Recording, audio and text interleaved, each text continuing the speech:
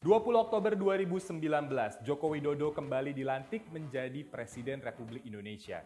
Namun di periode keduanya, ia dilantik bersama dengan Ma'ruf Amin sebagai Wakil Presiden. Sejumlah klaim capaian pemerintah berhasil diukir, diikuti dengan sejumlah masalah lama dan baru yang belum juga berlalu. Berikut adalah catatan setahun kepemimpinan Joko Widodo, Ma'ruf Amin. Setelah dilantik, Jokowi Ma'ruf menjelaskan ada 5 prioritas program kerja pemerintah, yaitu pembangunan SDM, pembangunan infrastruktur, penyederhanaan aturan, penyederhanaan birokrasi, serta transformasi ekonomi dari yang bergantung pada sumber daya alam menjadi kepada kekuatan manufaktur dan juga jasa. Oke, kita bedah satu persatu ya, nasib prioritas program kerja pemerintah. Pembangunan SDM dan manufaktur berantakan karena pandemi COVID-19. Hal ini karena fokus dan anggaran yang tadinya akan dipakai pada kedua pos ini harus dipindah ke pos lain untuk mengatasi pandemi COVID-19. Omnibus Law mungkin jadi salah satu prioritas program kerja yang berhasil terrealisasi. Pemerintah mengatakan Undang-Undang Cipta Kerja ini dinilai bisa menciptakan banyak lapangan kerja. Namun sebaliknya, banyak organisasi masyarakat dan juga aktivis yang menolak lolosnya Undang-Undang Sapu Jagat ini karena dinilai cacat prosedur dan menyengsarakan berbagai pihak. Dari sisi transformasi ekonomi, alih-alih bertransformasi, saat ini pemerintah justru sedang recovery ekonomi pasca pandemi COVID-19. Menurut Institute Development of Economic and Finance, utang luar negeri Indonesia di bawah kepemimpinan Jokowi Ma'ruf terus meningkat dan diwariskan ke generasi berikutnya. Mengutip International Debt Statistic 2021 Bank Dunia, utang Indonesia saat ini mencapai 402 miliar dolar Amerika Serikat atau lebih besar dibandingkan dengan Argentina, Afrika Selatan, dan Thailand. Nah, baru-baru ini pemerintah juga menerbitkan global bond sebesar 4,3 miliar dolar Amerika Serikat dan akan jatuh tempo pada tahun 2050. Artinya diwariskan ke generasi berikutnya.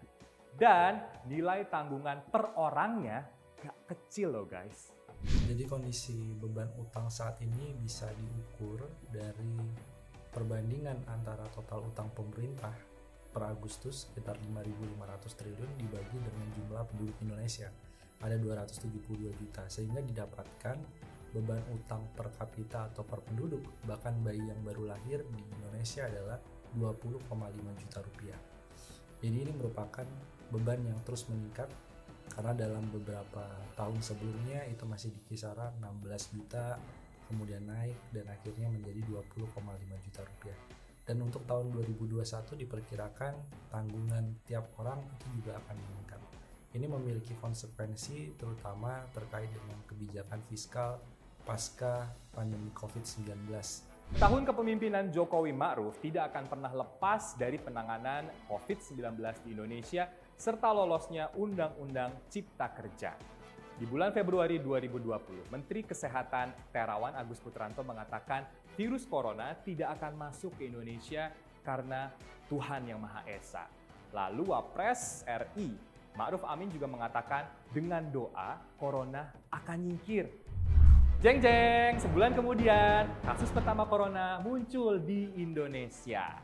Hingga 20 Oktober 2020 tercatat ada 368.842 kasus positif COVID-19 di Indonesia.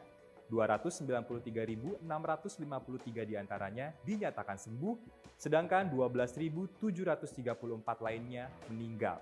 Sejumlah langkah juga telah dilakukan mulai dari pembatasan sosial berskala besar, tracing dari lingkungan pasien positif, hingga membangun rumah sakit darurat COVID-19, tapi penambahan kasus terus terjadi. Di mata para ahli, pemerintahan Jokowi Ma'ruf seperti tidak punya rencana yang jelas dalam menangani pandemi COVID-19.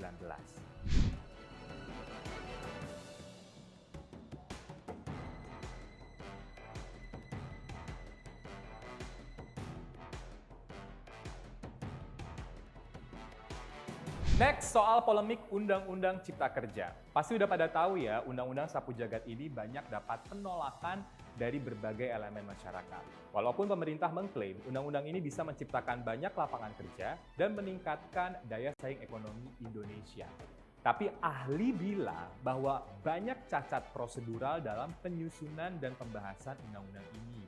Mulai dari kurangnya partisipasi publik, utak-atik jumlah lembar, hingga dugaan pasal selundupan dalam Undang-Undang Cipta Kerja. Sebagian elemen masyarakat akan mengajukan judicial review ke Mahkamah Konstitusi, dan yang lainnya juga menuntut dan mendesak Presiden Jokowi menerbitkan peraturan presiden pengganti undang-undang. Nah, sebenarnya apa sih yang cacat dari Undang-Undang Cipta Kerja?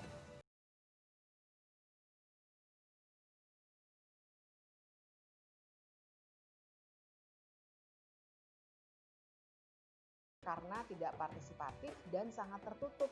Karena itulah waktu proses penyusunan itu sudah ada gugatan ke Pengadilan Tata Usaha Negara Jakarta untuk proses yang tidak transparan dan tidak partisipatif itu, walaupun sampai sekarang belum diputus oleh PT UN Jakarta. Itu proses penyusunan, jadi itu satu ya. Kemudian yang kedua, di proses pembahasan ternyata juga terburu-buru sehingga juga tidak partisipatif dan tidak transparan. Kalau dikatakan ada 64 kali pembahasan, ada mengundang buruh, kita jangan lupa undang-undang ini kita berbicara soal undang-undang sebesar 812 halaman yang isinya sebenarnya 79 undang-undang. Pemangku kepentingannya atau stakeholdernya tidak hanya buruh, tapi juga masyarakat adat, misalnya ya perempuan, kemudian kelompok disabilitas, dan banyak lainnya, karena ternyata ada 79 undang-undang lain yang diubah oleh satu undang-undang ini. Nah, jadi partisipasi bisa kita perdebatkan.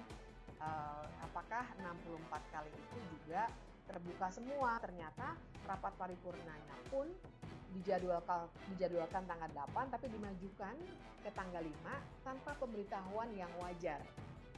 Buru-buru sekali setelah persetujuan tingkat 1 diraih pada 3 Oktober, Sabtu malam Minggu juga bukan waktu yang wajar ya, untuk menyetujui, malam-malam disetujui, kemudian hanya tersisa hari Minggu, hari Seninnya sudah disetujui dalam paripurna. Yang juga jadi catatan selama setahun ke belakang adalah kurang seimbangnya pembagian tugas antara Presiden Jokowi dan Wapres Ma'ruf Amin. Don't get me wrong, I know Presiden akan jauh lebih menonjol dibandingkan Wapresnya. Pak Ma'ruf sih tetap muncul, terutama pada isu-isu yang berkaitan dengan keagamaan. Contoh pada kasus COVID-19, Wapres Ma'ruf muncul menjawab pertanyaan seputar apakah pemakaman protokol kesehatan boleh dilakukan, dan juga isu vaksin corona yang non-halal. Tapi pada isu lain, Pak Ma'ruf kayak jarang keluar gitu. Contohnya pada isu pemberantasan korupsi, perkembangan ekonomi, hingga isu politik dinasti. Yang politik dinasti di-delete aja deh, soalnya anaknya Pak Ma'ruf maju di Pilwal Tangsel.